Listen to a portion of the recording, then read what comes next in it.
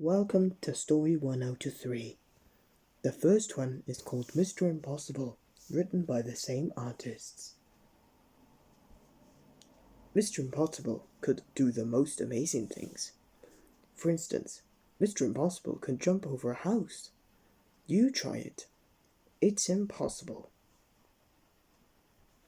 And Mr. Impossible could make himself invisible. All he had to do was stand there and think about becoming invisible, and he became invisible. You try it. It's impossible. And Mr. Impossible could fly. All he had to do was just stand there and flap his arms about, and off he went. You try it. It's impossible. Mr. Impossible lived in an impossible-looking house. Have you ever seen a house in such an impossible place? Of course not. Mr. Impossible was walking in the woods when he met a boy called William. William was on his way to school. "Hello," said Mr. Impossible. "Hello," replied William. "I'm William." "I'm impossible," said Mr. Impossible. "Really?" said William. "Really?" smiled Mr. Impossible.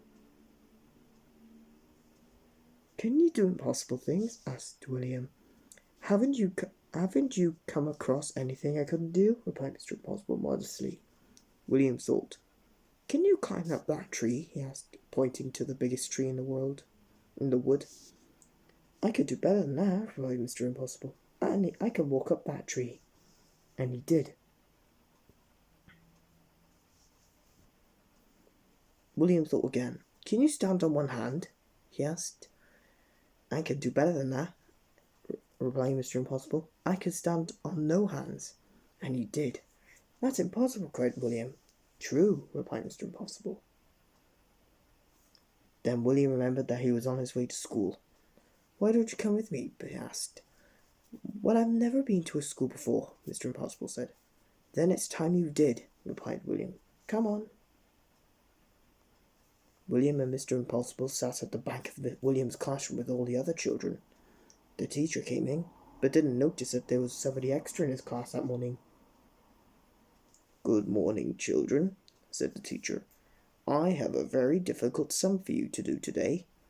It will take you most of the morning to work out the answer." And he wrote the sum on the blackboard.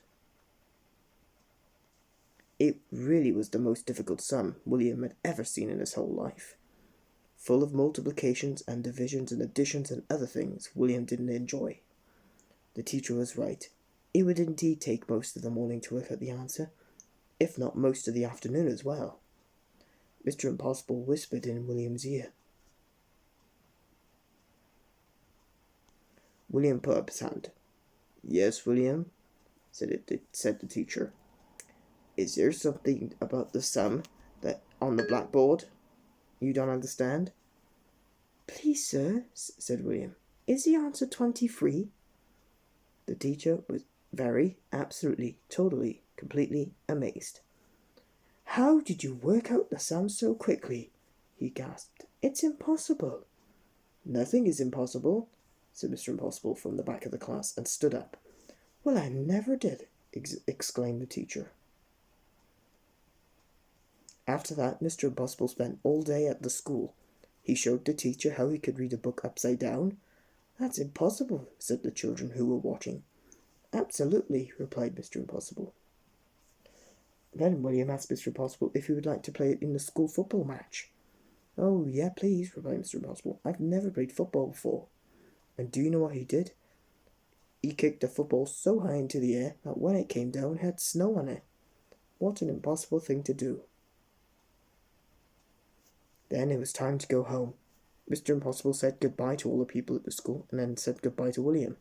"Goodbye, Mr. Impossible," said William.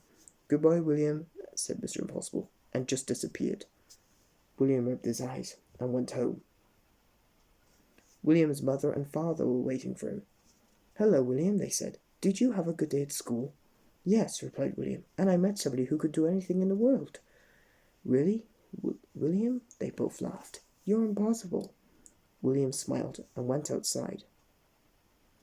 And 100 miles away, a small figure was listening to what William's mother and father were saying. And he grinned an impossible grin, and then he went to sleep standing on his head. And we all know that's impossible. Time for story 2.